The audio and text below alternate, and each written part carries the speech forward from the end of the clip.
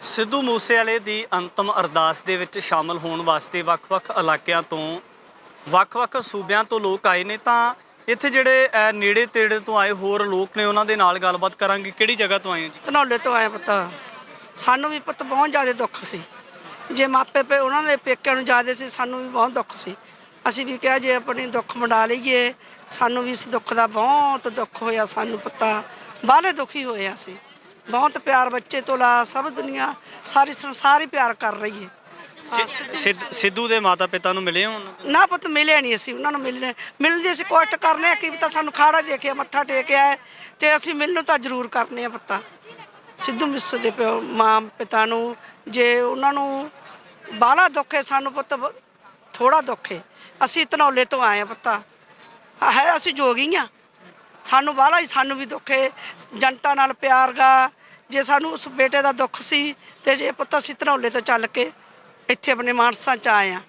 ਪੁੱਤ ਦੀ ਘਾਟ ਤੇ ਜਿਹੜਾ ਪੁੱਤ ਤੇ ਮਿੱਟੀ ਦੇ ਮਾਣ ਨਹੀਂ ਹੁੰਦੇ, ਪਰ ਜਿਸ ਮਾਂ-ਬਾਪ ਦਾ ਪੁੱਤ ਜ਼ਮੀਨ ਤੋਂ ਲੈ ਕੇ ਅਰਸ਼ਾਂ ਤੱਕ ਆਪਣੇ ਨਾਮ ਨੂੰ ਲੈ ਚੱਲੇ ਤਾਂ ਉਹ ਪੁੱਤ ਦੀ ਘਾਟ ਕਿਵੇਂ ਪੂਰੀ ਹੋਊਗੀ? ਉਹ ਪੁੱਤ ਜਦ ਤੱਕ ਉਹ ਜਿਉਂਦੇ ਉਦ ਤੱਕ ਨਹੀਂ ਪੂਰੀ ਹੋ ਸਕਦੀ। ਉਹਨਾਂ ਨੂੰ ਇਨਸਾਫ ਮਿਲਣੇ ਚਾਹੀਦਾ। ਜ਼ਿਆਦਾ ਤੋਂ ਜ਼ਿਆਦਾ ਇਨਸਾਫ ਉਹਨਾਂ ਨੂੰ ਬਿਲਕੁਲ ਮਿਲਣੇ ਚਾਹੀਦਾ। ਜਿਨ੍ਹਾਂ ਦਾ ਪੁੱਤ ਮੁੱਕਿਆ ਹੈ ਉਹਨਾਂ ਨੂੰ ਪਤਾ ਲੱਗਿਆ ਉਹਨਾਂ ਦੇ ਦਿਲ ਤੇ ਕੀ ਬੀਤ ਰਹੀ ਹੈ। ਹਾਂ ਬਾਹਲਾ ਹੀ ਦੁੱਖ ਹੈ ਪਤਾ। ਸਰਕਾਰ ਦੀ ਨਾਕਾਮੀ ਨਹੀਂ ਨਜ਼ਰ ਆਉਂਦੀ ਕਿਤੇ? ਨਾ ਪਤਾ ਸਰਕਾਰ ਕੁਛ ਨਹੀਂ ਕਰ ਸਕਦੀ। ਮੇਰੀ ਤਾਂ ਦੇਖ ਲੈ ਜਿਨ੍ਹਾਂ ਦੇ ਪੁੱਤ ਮੁੱਕ ਜਾਂਦੇ ਗਏ ਸਾਰਾ ਕੁਝ ਕਰ ਸਕਦੀ ਹੈ। ਜੇ ਨਾ ਉੱਤਾ ਚੱਕਣ ਤਾਂ ਪੁੱਤ ਉਹ ਚੁੱਪ ਕਰਕੇ ਵੀ ਬੈਠ ਸਕਦੀ ਹੈ। ਹਾਂ ਮੈਂ ਤਾਂ ਕਹਿੰਦੀ ਹਾਂ ਜਿੰਨੇ ਆਪਣੇ ਇਹ ਕਤਲੀ ਹੈਗੇ ਸਰਕਾਰ ਇਹਨਾਂ ਨੂੰ ਜ਼ਰੂਰ ਛੇਤੀ ਤੋਂ ਛੇਤੀ ਗਿਰਫਤਾਰ ਕਰਨ। ਹਾਂ ਇਹ ਬਾਹਲਾ ਦੁੱਖ ਹੈ ਪੁੱਤ ਸਿੱਧੂ ਮੂਸੇਵਾਲੇ ਦਾ ਬਹੁਤ ਜ਼ਿਆਦਾ ਗਾ। ਮੈਂ ਧਨੌਲੇ ਤੋਂ ਬੋਲਦੀ ਹਾਂ, ਆਪਣੇ ਕਾਲੀ ਮਾਤਾ ਦਾ ਮੰਦਿਰ ਗਾ ਜੋਗੀਆਂ ਤੋਂ। ਹਾਂ ਤੇ ਇਹ ਪੁੱਤ ਸਾਨੂੰ ਬਾਹਲਾ ਹੀ ਦੁੱਖ ਗਾ। ਮੈਨੂੰ ਨਹੀਂ ਦੁੱਖ, ਸਾਰੀ ਸੰਗਤ ਨੂੰ ਸਾਰੀ ਸੰਸਾਰ ਨੂੰ ਦੁੱਖ ਗਾ। ਤੇ ਸਿੱਧੂ ਮੂਸੇਵਾਲੇ ਦਾ ਕਹਿੰਦੇ ਜੋ ਜਿਨ੍ਹਾਂ ਨੇ ਕਤਲ ਕੀਤਾ ਨਾ ਇਹ ਜਲਦੀ ਤੋਂ ਜਲਦੀ ਗਿਰਫਤਾਰ ਕੀਤੇ ਜਾਣ। ਸਿੱਧੂ ਮੂਸੇਵਾਲੇ। ਕਿਹੜੀ ਜਗ੍ਹਾ ਤੋਂ ਆਏ ਹੋ ਜੀ? ਮਾਖਾ ਜ਼ਿਲ੍ਹਾ ਤੋਂ ਆਏ ਮਾਖਾ ਜ਼ਿਲ੍ਹਾ ਤੋਂ ਕਿੱਥੇ ਪੈਂਦਾ ਜੀ? ਇਹ ਰੱਲੇ ਜੋਗੇ ਦੇ ਨਾਲ ਹੈ ਜੀ। ਕਿੰਨੀ ਦੂਰ ਪੈਂਦਾ ਇੱਥੋਂ 16-17 ਕਿਲੋਮੀਟਰ ਹੈ ਜੀ। ਹਾਂਜੀ ਪਹਿਲਾਂ ਵੀ ਸਿੱਧੂ ਮੂਸੇਵਾਲੇ ਦੇ ਜਿਹੜਾ ਜਿੱਦਣ ਅੰਤਮ ਸੰਸਕਾਰ ਸੀ ਉਸ ਦਿਨ ਵੀ ਆਏ ਸੀ? ਨਹੀਂ ਉਦੋਂ ਨਹੀਂ ਆਏ ਜੀ। ਉਹ ਪਹਿਲਾਂ ਮਿਲਦੇ ਰਹੇ ਆ ਕਿ ਸਾਡੇ ਉਹਨੂੰ ਟਿਕਟ ਮਿਲੀ ਸੀ। ਮਤਲਬ ਵੀ ਉਦੋਂ ਵੋਟਾਂ ਦੇ ਵਿੱਚ ਇਲੈਕਸ਼ਨਾਂ ਦੇ ਵਿੱਚ ਬੋਲਦੇ ਉਹਨਾਂ ਦੇ ਦੇਖਦੇ ਸੀ ਪ੍ਰਚਾਰ। ਮਤਲਬ ਵੀ ਉਹਨਾਂ ਦਾ ਜਿਹੜਾ ਬੋਲਬਾਲਾ ਸੀ ਬਹੁਤ ਅੱਛਾ ਸੀ। ਜਿਹੜੇ ਉਹਨਾਂ ਦੇ ਵਿੱਚ ਗੁਣ ਸੀ, ਜਿਹਨਾਂ ਦਾ ਕਿਰਦਾਰ ਬਹੁਤ ਉੱਚਾ ਸੀ, ਜਿਹੜੇ ਉਹਨਾਂ ਨੂੰ ਸੰਸਕਾਰ ਉਹਦੇ ਮਾਤਾ ਪਿਤਾ ਤੋਂ ਮਿਲੇ ਸੀ ਉਹ ਹਰ ਇੱਕ ਦੇ ਹਿੱਸੇ ਦੇ ਵਿੱਚ ਨਹੀਂ ਆਉਂਦੇ। ਪਰ ਤੁਹਾਡਾ ਲੰਮੇ ਸਮੇਂ ਦਾ ਤਜਰਬਾ ਹੈ ਤਾਂ ਜਦੋਂ ਕਿਸੇ ਇਨਸਾਨ ਦੀ ਗੁੱਡੀ ਚੜ੍ਹਦੀ ਹੈ, ਜਦੋਂ ਇਨਸਾਨ ਕੋਈ ਅੱਗੇ ਆਪਣੀ ਮੰਜ਼ਿਲ ਦੇ ਵੱਲ ਨੂੰ ਵਧਦਾ ਹੈ ਤਾਂ ਇੱਕ ਬਹੁਤ ਵੱਡੀ ਕਹਿ ਸਕਦੇ ਹਾਂ ਕਿ ਖੁਸ਼ੀ ਵਾਲੀ ਗੱਲ ਹੁੰਦੀ ਹੈ। ਤਾਂ ਉਹ ਆਪਣਾ ਜਿਹੜਾ ਪਿੰਡ ਹੁੰਦੇ ਆ ਜਾਂ ਉਹ ਜਿਹੜੀ ਜਗ੍ਹਾ ਦੇ ਉੱਪਰ ਵੱਸਦਾ ਹੁੰਦਾ ਤਾਂ ਉਹਦੇ ਤੋਂ ਕੋਈ ਚੰਗੀ ਜਗ੍ਹਾ ਭਾਲਦਾ ਹੈ। ਜਿਵੇਂ ਅਸੀਂ ਪੰਜਾਬੀ ਸਿੰਗਰਾਂ ਦੀ ਗੱਲ ਕਰਦੇ ਹਾਂ ਤਾਂ ਉਹ ਚੰਡੀਗੜ੍ਹ ਦੇ ਵਿੱਚ ਜਾਂ ਚੰਗੀ ਜਗ੍ਹਾ ਦੇ ਉੱਪਰ ਜਾ ਕੇ ਵਸੇਬਾ ਕਰਨਾ ਪਸੰਦ ਕਰਦੇ ਆ। ਪਰ ਸਿੱਧੂ ਮੂਸੇਵਾਲੇ ਦੀ ਗੱਲ ਕਰੀਏ ਤਾਂ ਇੱਕ ਸਾਦਾ ਇੱਕ ਸਧਾਰਨ ਜਿਹਾ ਬਣ ਕੇ ਆਪਣੇ ਘਰ ਦੇ ਵਿੱਚ ਜਿਸ ਤਰ੍ਹਾਂ ਪਹਿਲਾਂ ਕੰਮਕਾਰ ਕਰਦਾ ਸੀ ਹਿੱਟ ਹੋਣ ਤੋਂ ਪਹਿਲਾਂ, ਉਸੇ ਤਰ੍ਹਾਂ ਘਰ ਦੇ ਵਿੱਚ ਰਹਿ ਕੇ ਆਪਣੇ ਪਿੰਡ ਦੇ ਵਿੱਚ ਰਹਿਣਾ ਪਸੰਦ ਕਰਦਾ ਸੀ। ਤਾਂ ਅਜਿਹੇ ਇਨਸਾਨ ਬਾਰੇ ਕੀ ਕਿਹਾ ਜਾ ਸਕਦਾ? ਉਹ ਜਿਹੜਾ ਮਤਲਬ ਵੀ ਉਹਦਾ ਕਿਰਦਾਰ ਸੀ ਨਾ, ਜਿਹੜਾ ਉਹਦਾ ਜੱਟ ਜ਼ਿਮੀਂਦਾਰ ਦਾ ਭਾਈਚਾਰਾ ਸੀ, ਉਹਦਾ ਮਿੱਟੀ ਦੇ ਨਾਲ ਇੰਨਾ ਪਿਆਰ ਸੀ। ਮਤਲਬ ਵੀ ਖੇਤੀ ਦੇ ਨਾਲ ਇੰਨਾ ਪਿਆਰ ਸੀਗਾ। ਉਹਦੇ ਕੋਲ ਇੰਨਾ ਕੁਛ ਹੋਣ ਦੇ ਬਾਵਜੂਦ ਵੀ ਉਹ ਤਾਂ ਵੀ ਕਿਤੇ ਵੀ ਜਿੱਤੇ ਬੰਬਾ ਕੈਨੇਡਾ ਅਮਰੀਕਾ ਜਿੱਥੇ ਵੀ ਮਰਜ਼ੀ ਜਾ ਕੇ ਉਹ ਆਪਣਾ ਜਗ੍ਹਾ ਬਣਾ ਕੇ ਉੱਥੇ ਰਹਿ ਸਕਦਾ ਸੀ।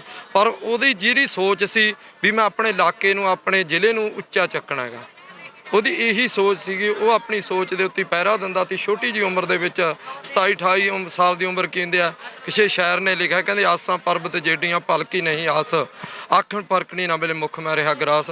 ਉਹਦੀ ਆਸਾਂ ਬੜੀਆਂ ਪਹਾੜਾਂ ਤੇ ਪਰਬਤਾਂ ਨੂੰ ਉੱਚੀਆਂ ਤੇ ਹੋਤੀਆਂ ਜਿਹੜੀਆਂ ਉਹਨੇ ਅਡਾਰੀਆਂ ਲਾਉਣੀਆਂ ਸੀ। ਪਰ ਅੱਜ ਸਾਡੀਆਂ ਨਕੰਮੀਆਂ ਸਰਕਾਰਾਂ, ਮਾੜੀਆਂ ਸਰਕਾਰਾਂ ਦੇ ਕਾਰਨ ਸਾਡੇ ਕਿੰਨੇ ਹੀਰੇ ਚੱਲ ਗਏ ਇੱਥੋਂ, ਕਿੰਨੇ ਚੱਲ ਗਏ। ਕਿਉਂਕਿ ਹਲੇ ਪਤਾ ਨਹੀਂ ਕਿੰਨੇ ਕੁ ਚਲੇ ਜਾਣਗੇ। ਕਿਉਂਕਿ ਇਹਨਾਂ ਦੀਆਂ ਨਕੰਮੀਆਂ ਜੋ ਇਹਨਾਂ ਦੇ ਨਕੰਮੇਪਣ ਨੇ, ਜਿਹਨੂੰ ਇਹਨਾਂ ਦੀਆਂ ਸੋਚਾਂ ਘਟੀਆਂ ਨੇ। ਪਰ ਜਿਵੇਂ ਹੁਣ ਬੋਹੜ ਹੁੰਦਾ, ਬੋਹੜ ਆਪਦੇ ਥੱਲੇ ਦਰਖਤ ਨੂੰ ਹੋਣ ਹੀ ਨਹੀਂ ਦਿੰਦਾ। ਇਹਨਾਂ ਦੀਆਂ ਉਹ ਸੋਚਾਂ ਇਹ ਕਿਸੇ ਦੇ, ਕਿਉਂਕਿ ਜਿਹੜਾ ਉਹ ਬੱਚਾ ਸੀ ਉਹ ਛੋਟੇ ਭਾਈਚਾਰੇ ਦੇ ਵਿੱਚੋਂ ਨਿਕਲ ਕੇ ਗਿਆ ਸੀਗਾ। ਛੋਟੀ ਆਪਦੀ ਜ਼ਿਮੀਂਦਾਰ ਭਾਈ ਸੀ ਜਿਹਦੇ ਕੋਲ ਕੁਛ ਵੀ ਇੰਨੀ ਪੈਲੀ ਨਹੀਂ ਸੀਗੀ, ਪਰ ਉਹਨੇ ਆਪਣੀ ਮਿਹਨਤ ਕਰਕੇ ਤੇ ਆ ਦੁਨੀਆ ਦਾ ਪਿਆਰ। ਪਰ ਅੱਜ ਮਾਂ-ਬਾਪ ਨੂੰ ਉਹ ਸ਼ੁਭ ਦੀਪ ਤਾਂ ਨਹੀਂ ਮਿਲ ਸਕਦਾ, ਪਰ ਪਿਆਰ ਦੁਨੀਆ ਦਾ ਦੇਖੋ ਤੁਹਾਡੇ ਸਾਹਮਣੇ ਠਾਠਾਂ ਮਾਰਦਾ ਘੱਟ। ਪਰ ਇਹ ਬਹੁਤ ਵੱਡਾ ਦੁੱਖ ਹੋਇਆ ਕਿਉਂਕਿ ਕੋਈ ਅਸੀਂ ਉਹਦੇ ਫੈਨ ਨਹੀਂ ਸੀ, ਕੋਈ ਗੀਤ ਨਹੀਂ ਕਿਤੇ ਅੱਜ ਤੱਕ ਸੁਣੇ ਸੀ।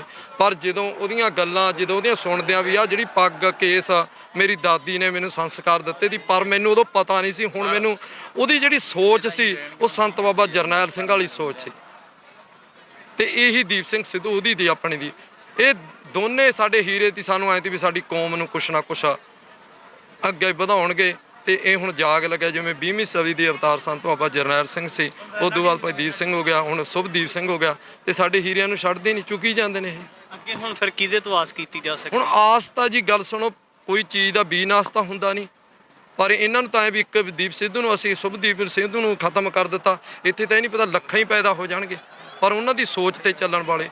ਪਰ ਜੇ ਸਰਕਾਰਾਂ ਕੁਝ ਚਾਹਣ ਤਾਂ ਜਿਹੜੇ ਉਹਨਾਂ ਦੇ ਮਤਲਬ ਕਾਤਲ ਕਿੰਨੇ ਜਿਨ੍ਹਾਂ ਨੇ ਉਹਨਾਂ ਦੇ ਉੱਤੇ ਗੋਲੀਆਂ ਚਲਾਈਆਂ, ਹਮਲੇ ਕੀਤੇ ਨੇ, ਤੇ ਉਹਨਾਂ ਨੂੰ ਕਦੋਂ ਨਹੀਂ ਫੜ ਸਕਦੇ? ਮਿੰਟਾਂ ਸਕਿੰਟਾਂ ਦੇ ਵਿੱਚ ਸਭ ਕੀਤਾ ਜਾ ਸਕਦਾ, ਪਰ ਇਹ ਸਾਰੀਆਂ ਸਿਆਸਤਾਂ ਵਰਤੀਆਂ ਜਾਂਦੀਆਂ ਹਰ ਇੱਕ ਕੰਮਾਂ ਦੇ ਵਿੱਚ। ਪੰਜਾਬ ਦੇ ਲੋਕਾਂ ਨੂੰ ਸੁਨੇਹਾ ਕੀ? ਪੰਜਾਬ ਦੇ ਲੋਕਾਂ ਨੂੰ ਇਹੀ ਸੁਨੇਹਾ ਵੀ ਜਿਹੜੇ ਸਾਡੇ ਨੌਜਵਾਨ ਆਏ ਨੇ ਵੀ ਇੱਥੋਂ ਕੁਛ ਇਹ ਨਾ ਹੋਵੇ ਵੀ ਆਪਾਂ ਗੇੜੀਆਂ ਲਾ ਕੇ ਜਾਂ ਸੈਲਫੀਆਂ ਲੈ ਕੇ ਮੁੜ ਗਏ।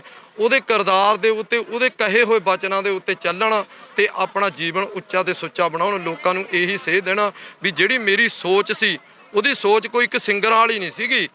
ਸਿੰਗਰ ਤਾਂ ਇੱਕ ਉਹਦਾ ਮਤਲਬ ਇੱਕ ਰੋਜੀ ਰੋਟੀ ਸੀਗੀ, ਪਰ ਉਹਦੀ ਜਿਹੜੀ ਅੰਦਰਲੀ ਸੋਚ ਸੀ ਉਹ ਸਮਾਜ ਨੂੰ ਉੱਚਾ ਤੇ ਸੁੱਚਾ ਚੱਕਣ ਦੀ ਸੋਚ ਸੀ।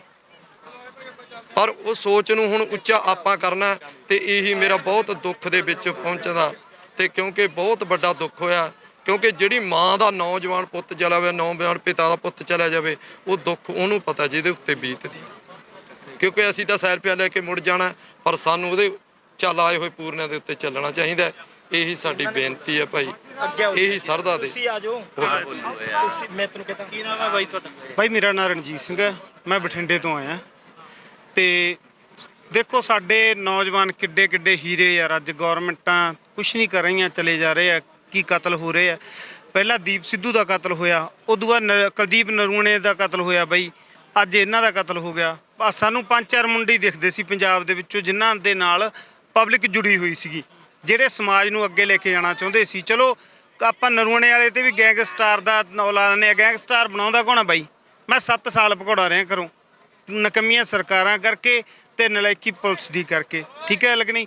ਜਦੋਂ ਪੁਲਿਸ ਨਜਾਇਜ਼ ਤਸ਼ੱਦਦ ਕਰਦੀ ਹੈ, ਉਦੋਂ ਬਾਅਦ ਜਦੋਂ ਬੰਦਾ ਤੇ ਕੋਈ ਨਜਾਇਜ਼ ਪਰਚਾ ਹੋ ਜਾਂਦਾ, ਉਹ ਭੱਜਣ ਦੀ ਗੱਲ ਕਰਦਾ, ਭੱਜ ਕੇ ਬਾਈ ਗੈਂਗਸਟਰ ਬਣ ਜਾਂਦਾ, ਗਲਤ ਬੰਦਿਆਂ ਨਾਲ ਰਲ ਜਾਂਦਾ। ਮੈਂ ਤਾਂ ਨੌਜਵਾਨਾਂ ਨੂੰ ਇਹ ਕਹਿਣਾ, ਪਹਿਲਾਂ ਤਾਂ ਇਸ ਰਸਤੇ ਤੇ ਆਇਓ ਨਾ, ਜੇ ਆ ਗਏ ਮੇਰਾ ਵੀਰ ਗਲਤ ਨਾ ਕਰਿਓ, ਕੋਰਟ 'ਚ ਪੇਸ਼ ਹੋ ਜਾਓ ਯਾਰ। ਆਪਾਂ ਨੂੰ ਉੱਥੋਂ ਇਨਸਾਫ ਮਿਲਣ ਦੀ ਉਮੀਦ ਹੁੰਦੀ ਹੈ, ਥੋੜੀ ਕਿਰਨ ਹੁੰਦੀ ਹੈ, ਕਿਉਂਕਿ ਪੁਲਿਸ ਦੇ ਤਸ਼ੱਦਦ ਤੋਂ ਡਰਦੇ ਨੌਜਵਾਨ ਬਹੁਤ ਭਗੌੜੇ ਹੋਏ ਪਏ। ਇਹ ਨਹੀਂ ਲੱਗਦਾ ਕਿ ਜਦੋਂ ਨੌਜਵਾਨਾਂ ਦੇ ਕੋਲ, ਜਿਹੜੇ ਨੌਜਵਾਨ ਕਿਸੇ ਕਾਰਨ ਕਰਕੇ ਗਲਤ ਰਸਤੇ ਪੈ ਜਾਂਦੇ ਆ, ਜਦੋਂ ਉਹਨਾਂ ਦੇ ਕੋਲੇ ਥੋੜੀ ਤਾਕਤ ਆ ਜਾਂਦੀ ਹੈ, ਹਥਿਆਰ ਆ ਜਾਂਦੀ ਹੈ, ਪੈਸੇ ਆ ਜਾਂਦੀ ਹੈ, ਤਾਂ ਕਿਤੇ ਨਾ ਕਿਤੇ ਗਲਤ ਰਸਤੇ ਉੱਪਰ ਚੱਲ ਪੈਂਦੇ ਆ? ਹਾਂਜੀ ਚੱਲ ਪੈਂਦੇ ਆ, ਕੋਈ ਉਹ ਨਹੀਂ। ਜਦੋਂ ਇਸ ਕਰਾਉਂਦਾ ਕੌਣ ਆ ਬਾਈ ਜੀ? ਲੀਡਰ ਕਰਾਉਂਦੇ ਆ। ਉਹਨਾਂ ਨੌਜਵਾਨ ਜਦੋਂ ਲੀਡਰਾਂ ਦੇ ਹੱਥੇ ਚੜ ਜਾਂਦੇ ਆ, ਲੀਡਰ ਹੀ ਅੱਗੇ ਉਹ ਕਰਦੇ ਆ। ਦੇਖੋ ਐਡੀ ਨਿਕੰਮੀ ਸਰਕਾਰ, ਸੈਂਟਰ ਸਰਕਾਰ ਨਿਕੰਮੀ ਕਿ ਇਹ ਜਿਹੜੀ AK-94 ਆਪਣੇ ਵਰਤੀ ਗਈ ਹੈ, ਠੀਕ ਹੈ ਲੇਕਿਨ ਇਹ ਬਾਈ ਜੀ ਰੂਸ ਦੀ ਆਰਮੀ ਕੋਲੇ ਆ।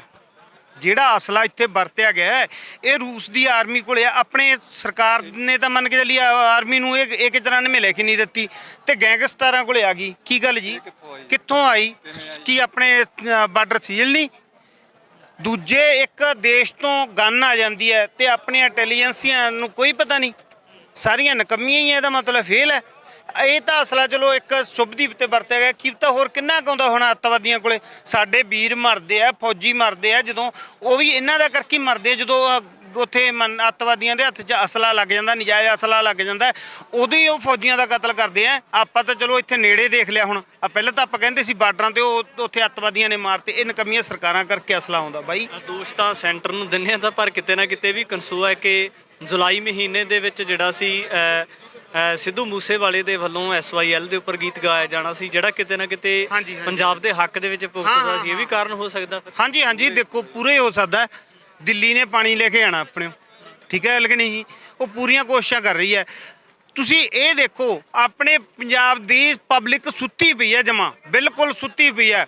ਚੰਡੀਗੜ੍ਹ ਆਪਣੇ ਹੱਥੋਂ ਗਿਆ, ਡੈਮ ਆਪਣੇ ਹੱਥੋਂ ਗਏ, ਯੂਨੀਵਰਸਿਟੀ ਆਪਣੇ ਹੱਥੋਂ ਗਈ। ਇੱਧਰ ਮਾੜਾ ਮੋਟਾ ਧਰਤੀ ਦੇ ਵਿੱਚ ਪਾਣੀ ਰਿਜ਼ਰਵ ਹੋਈ ਜਾਂਦਾ ਸੀਗਾ, ਉਹ ਨਹਿਰਾਂ ਰਾਹੀਂ ਠੀਕ ਹੈ, ਇੰਦਰਾ ਗਾਂਧੀ ਨਹਿਰ ਤੇ ਉਹ ਕਿਹੜੀ ਦੂਜੀ ਨਾਲ ਛੋਟੀ ਨਹਿਰ ਹੈ, ਉਹਦੇ ਵਿੱਚ ਇੰਨਾ ਮੋਟਾ ਕਾਗਜ਼ ਪਾਈ ਜਾਂਦੇ ਵੀ ਇਸ ਧਰਤੀ 'ਚ ਇੱਕ ਬੂੰਦ ਪਾਣੀ ਦੀ ਨਾ ਸਿਮ ਸਕੇ। ਕੀ ਗੱਲ ਵੀ ਸਾਡਾ ਪਾਣੀ ਹੈ, ਸਾਡੇ ਕੋਲੋਂ ਤੁਸੀਂ ਧਾਰਾ ਲੈ ਕੇ ਆਉਂਦੇ ਹੋ, ਸਾਡੇ ਧਰਤੀ 'ਚ ਥੋੜਾ ਬਹੁਤਾ ਵੀ ਨਹੀਂ ਸਿਮਣ ਦਿੰਦੇ। ਕੀ ਇਹ ਸਾਡੀਆਂ ਸਰਕਾਰਾਂ ਦੀ ਨਲਾਇਕੀ ਨਹੀਂ? ਕਿ ਇਹ ਸਾਡੇ ਮੰਨ ਕੇ ਚੱਲੀ ਪਬਲਿਕ ਦੀ ਨਲਾਇਕੀ ਨਹੀਂ? ਅਸੀਂ ਇੱਕ ਸ਼ੁਭਦੀਪ ਦੇ ਭੋਗ ਤੇ ਇੰਨਾ ਇਕੱਠ ਕਰ ਲਿਆ, ਤੇ ਜੇ ਉੱਥੇ 5 ਜਾਣੇ ਜਾ ਕੇ ਖੜ ਜਾਣਾ, 6ਵਾਂ ਬੰਦਾ ਨਹੀਂ ਆਉਂਦਾ ਬਾਈ ਨਹਿਰ ਤੇ। ਅਸੀਂ ਜਾ ਕੇ ਆਏ, ਖੁਦ ਰੌਲਾ ਪਾ ਕੇ ਆਏ ਜਦੋਂ ਇੰਨਾ ਮੋਟਾ ਕਾਗਜ਼ ਪੀ ਜਾਂਦਾ ਸੀ। ਇਹ ਪਬਲਿਕ ਬਾਈ ਤਮਾਸ਼ਾ ਦੇਖਣ ਹੁੰਦੀ ਆ। ਇੱਥੇ ਨਾ ਬਾਹਲੇ ਜਾਣੇ ਤਾਂ ਸੈਲਫੀਆਂ ਲੈਣ ਆਏ ਸੀ, ਕੋਈ ਇਹਨਾਂ 'ਚ ਮੈਂ ਤਾਂ ਦੇਖਿਆ ਨਹੀਂ ਕਿਸੇ ਨੂੰ ਅਫਸੋਸ ਹੋਊਗਾ, ਠੀਕ ਹੈ ਨਾ। ਬਹੁਤ ਜਾਣੇ ਮੇਰਾ ਭਰਾ, ਇਹਦੇ 'ਚੋਂ 25% ਲੋਕਾਂ ਨੂੰ ਅਫਸੋਸ ਹੈ ਤੇ 75% ਤਮਾਸ਼ਾ ਦੇਖਣ ਵਾਲੇ ਆ। ਭਾਈ ਕਿਤੇ ਨਾ ਕਿਤੇ ਵੱਡਾ ਸਵਾਲ ਸਾਡੇ ਸਾਹਮਣੇ ਹੈ ਕਿ ਦੀਪ ਸਿੱਧੂ ਦੀ ਗੱਲ ਕਰਦੇ ਆ, ਇਕੱਠ ਤਾਂ ਉਦੋਂ ਵੀ ਬਹੁਤ ਹਾਂਜੀ, ਹੋਇਆ ਹਾਂਜੀ, ਸੀ, ਹਾਂਜੀ। ਇਕੱਠ ਅੱਜ ਵੀ ਬਹੁਤ ਹੋਇਆ ਹੈ, ਬਹੁਤ ਹੋਇਆ। ਕਿ ਇਹ ਜਿਹੜਾ ਇਕੱਠ ਹੈ ਸਦਾ ਬਰਕਰਾਰ ਰਹੂਗਾ ਜਾਂ ਫਿਰ ਇਹ ਵਕਤੀ ਇਕੱਠ ਹੈ? ਨਹੀਂ ਜੀ, ਇਹਦੇ ਵਿੱਚੋਂ 5-10% ਹੈ ਜਿਹੜੇ ਉਹ ਤਾਂ ਹਰੇਕ ਤਾਂ ਜਾਂਦੇ ਆ, ਠੀਕ ਹੈ। ਦੀਪ ਸਿੱਧੂ ਦੇ ਵੀ ਗਏ ਸੀਗੇ, ਇੱਥੇ ਵੀ ਆਏ ਆ, ਹੋਰ ਵੀ ਜਿੱਥੇ ਇੱਥੇ ਇਕੱਠ ਹੋਇਆ ਉੱਥੇ ਜਾਂਦੇ ਆ। ਜਿਹੜੇ ਆ ਦੂਜੇ 75% ਹੈ, 80% ਹੈ, ਇਹ ਤਾਂ ਤਮਾਸ਼ਾ ਦੇਖਣ ਵਾਲਿਆਂ 'ਚੋਂ ਹੈ। ਇਹਨਾਂ ਦਾ ਕੋਈ ਮਤਲਬ ਨਹੀਂ, ਇਹਨਾਂ ਦਾ ਕਿਸੇ ਚੀਜ਼ ਨਾਲ ਕੋਈ ਮੋਹ ਪਿਆਰ ਨਹੀਂ। ਲੈ ਤੁਸੀਂ ਦੀਪ ਸਿੱਧੂ ਬਾਈ ਦਾ ਇੰਨਾ ਇਕੱਠ ਹੋਇਆ ਸੀ, ਉਹਦੀ ਜਥੇਬੰਦੀ ਬਣਾਈ, ਉਹਦੀ ਜਥੇਬੰਦੀ 'ਚ ਕਿਸੇ ਨੇ ਉਹ ਸਾਥ ਦਿੱਤਾ? ਦੀਪ ਸਿੱਧੂ ਨੇ ਆਖਿਆ ਸੀ ਵੀ ਸਿਮਰਨਜੀਤ ਮਾਨ ਨੂੰ ਜਿਤਾਉਣਾ ਹੈ, ਕਿਸੇ ਨੇ ਵੋਟ ਪਾਈ? ਆਖਰੀ ਇੱਛਾ ਸੀ ਬਾਈ, ਆਖਰੀ ਤਾਂ ਆਪਾਂ ਦੁਸ਼ਮਣ ਦੀ ਇੱਛਾ ਨੂੰ ਵੀ ਪੂਰਾ ਕਰ ਦਿੰਦੇ ਆ, ਉਹ ਤਾਂ ਫਿਰ ਵੀ ਆਪਣਾ ਆਪਦਾ ਸੀ। ਅੱਜ ਮੰਨ ਕੇ ਚੱਲੀ ਇਹਨੇ ਸਿੱਧੂ ਮੂਸੇ ਵਾਲੇ ਨੇ ਆਖਿਆ ਵੀ ਅਸੀਂ ਸਿਮਰਨਜੀਤ ਮਾਨ ਦੀ ਸਪੋਰਟ ਕਰਨੀ ਹੈ, ਇਹਦਾ ਕਤਲ ਹੋ ਗਿਆ। ਪਹਿਲਾਂ ਦੀਪ ਸਿੱਧੂ ਨੇ ਸਿਮਰਨਜੀਤ ਮਾਨ ਦੀ ਸਪੋਰਟ ਕੀਤੀ ਸੀ, ਉਹਦਾ ਕਤਲ ਹੋ ਗਿਆ। ਕਿ ਇਹਦਾ ਫਿਰ ਮਤਲਬ ਇਹੀ ਹੈ ਵੀ ਨੌਜਵਾਨਾਂ ਨੂੰ ਉਸ ਪਾਸੇ ਲਾਉਣ ਨਹੀਂ ਦਿੰਦੀ ਗੌਰਮੈਂਟ। ਬਾਈ ਸੈਂਟਰ ਦਾ ਵੀ ਹੱਥ ਨਾਲ ਹੈ ਮੇਰਾ ਵੀਰੇ, ਪੰਜਾਬ ਸਰਕਾਰ ਦੇ ਨਾਲ ਸੈਂਟਰ ਦਾ ਵੀ ਹੱਥ ਹੈ ਬਾਈ।